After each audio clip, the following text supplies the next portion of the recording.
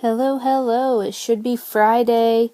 We're starting section 9 of chapter 2. Yes, we skipped sections 7 and 8.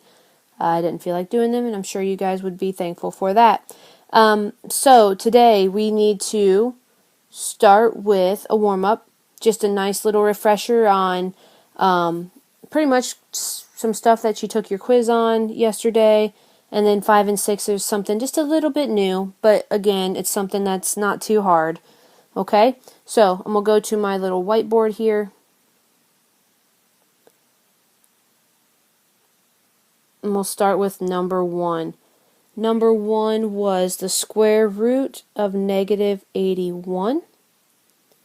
And it says express each number in terms of I. So right away, there's a negative underneath that square root symbol. We bring it out front as an I. Okay?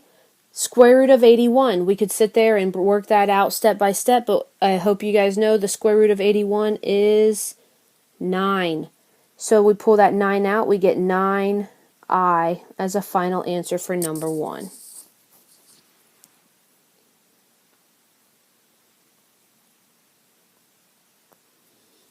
Number 2 was the negative square root of negative 18. Bring that negative out front as an I, so that leaves you negative I square root 18. This one we need to break down. 18 is 2 times 9, and 9 is 3 times 3.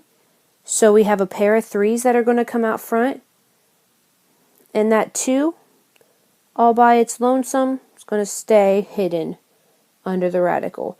So number 2 is negative 3I square root of 2.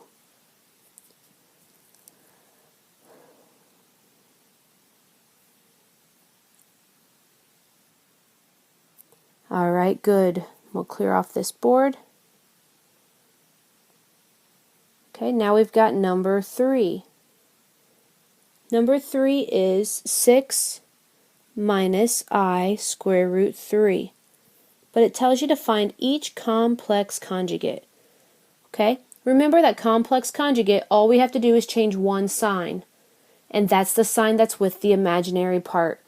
So, on this problem, we have the 6 that's real. That's going to stay 6. That minus with the I is going to change to a plus. And then the rest of it stays the same. So the complex conjugate of 6 minus I square root 3 is 6 plus I square root of 3.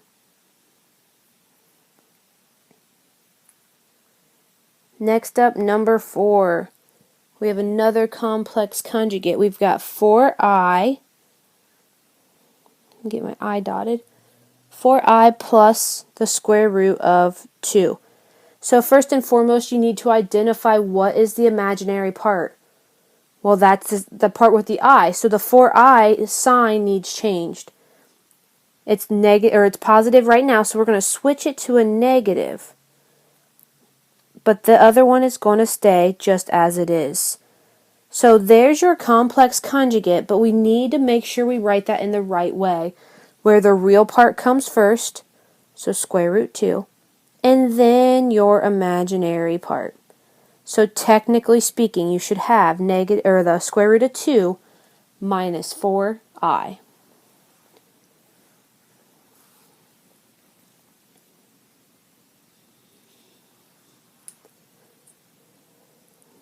Okay, so number 5, they might look a little difficult, but all we're doing here is multiplying.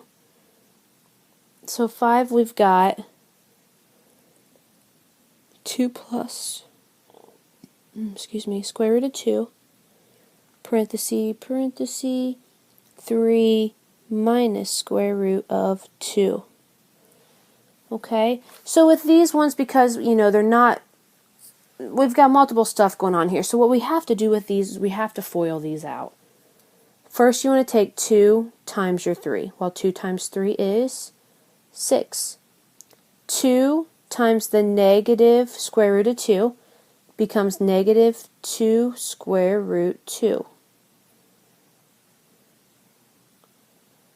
Now the inners. Square root of 2 times 3 becomes 3 square root 2. And then 2 times, or I'm sorry, the square root of 2 times the square root of 2 is 2. It comes out from underneath the radical, and then that's going to be a negative because the one of the square root 2's was negative. So that right now is what we have. Okay, now we've got to go through combined like terms. So my like terms are 6 and negative 2. So 6 minus 2, or 4. Okay, and radicals work the same way as variables. If you've got the radicals exactly the same, you can combine the numbers outside. So this is negative 2 plus 3, or 1 square root 2. You can drop that 1 if you want to. Normally I would. So hopefully you guys see how I did that. And if not, we're going to give one more example to try, and then we'll go from there.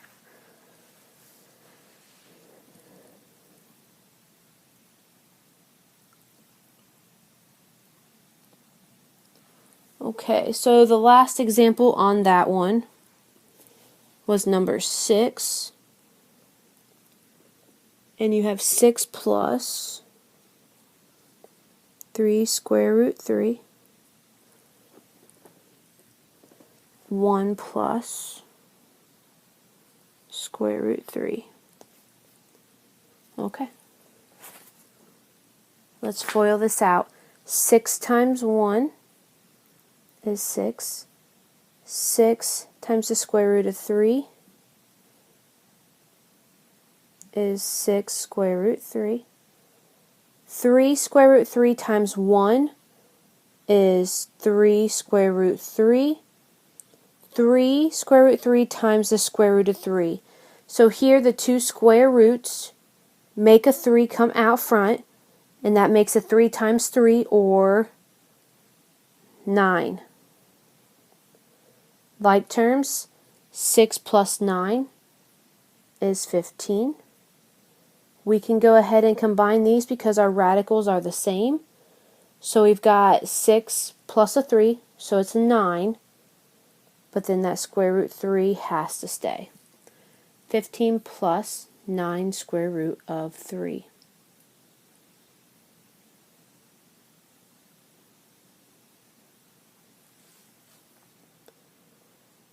Alrighty, we drop off of the whiteboard and we'll continue on with today's lesson. So, we're going to perform operations with complex numbers. That means add, subtract, multiply, divide.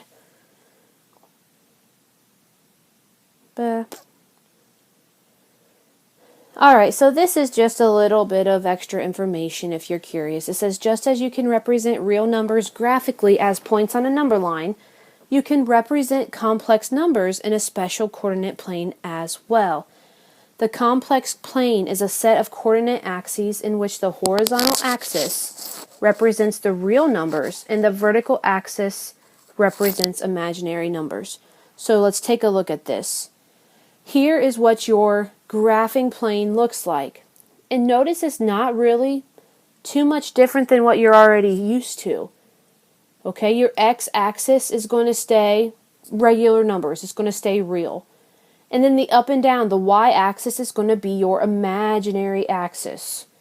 So let's look and see how easy these are going to be to plot. So letter A, you've got 3 plus 0i.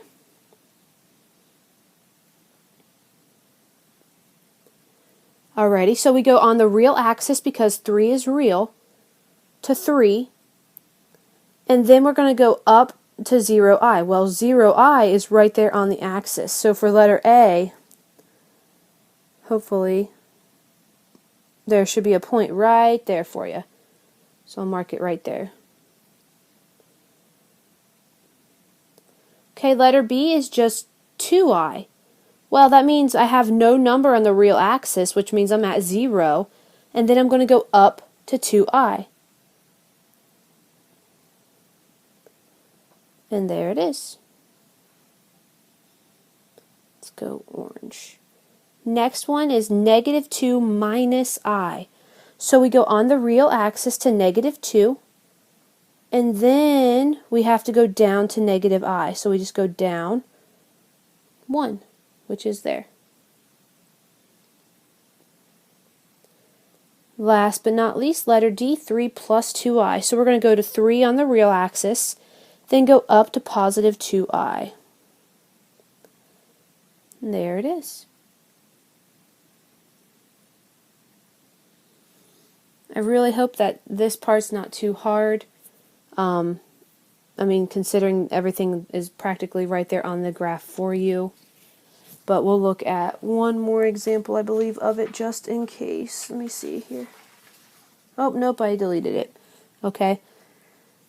So always look at your real axis first and then your imaginary, and you guys should be set to go with this material. Okay. The other thing we're going to look at is finding absolute value of complex numbers. Recall that the absolute value of a real number is its distance from 0 on the real axis, which is also the number line.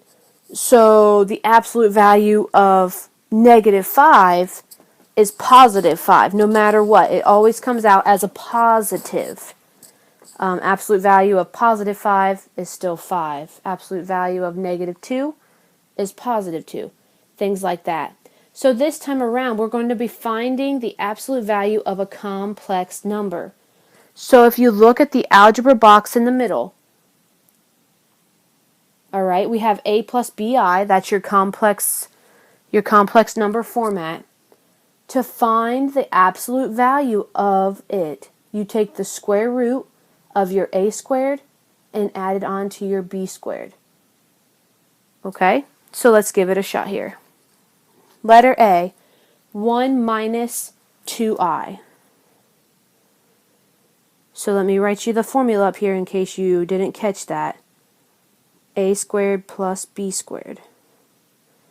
So we're going to take the square root of my a value, which is 1, squared, and then we're going to add on to that the value of the b, which is -2, but we're going to square it first.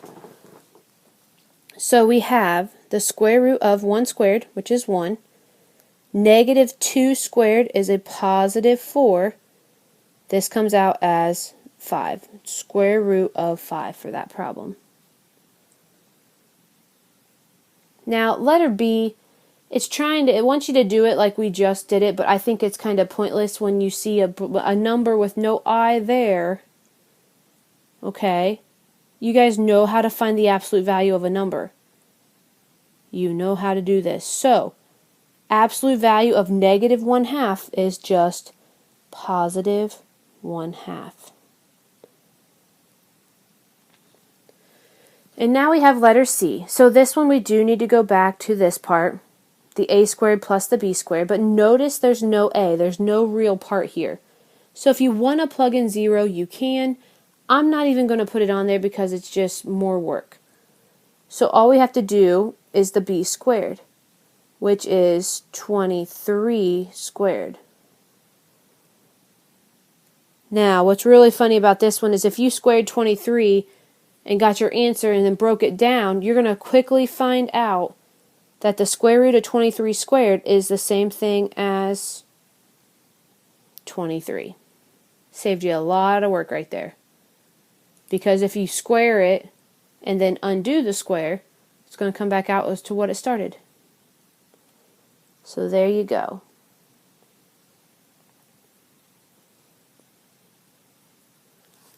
Next up, we've got adding and subtracting complex numbers. Very similar to adding and subtracting variable expressions with like terms. You can only combine the real parts together and can only combine the imaginary parts together. It's like we have variables.